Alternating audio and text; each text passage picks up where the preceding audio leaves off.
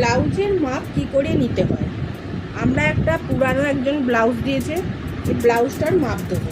তার আমি লিখে নেব লম্বা, লম্বা, ছাতি, কোমর, পুট, আনমন, টাক্স পয়েন্ট, হাতা, লম্বা আর মুড়ি। এইগুলো হলো আমাদের টেলারিংয়ের মাপ। তা আমি আপনার এখান থেকে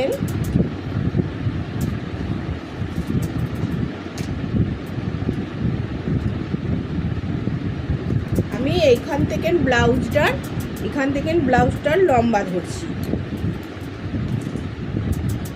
এই কাঁধের যে কাঁধটা আছে এখান থেকে